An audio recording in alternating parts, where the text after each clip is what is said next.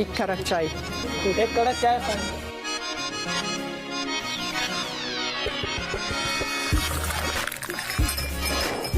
शुक्रिया। कड़क चाय के साथ पाकिस्तान और यूरोपीय यूनियन की लाजवाल दोस्ती के सफर का आगाज।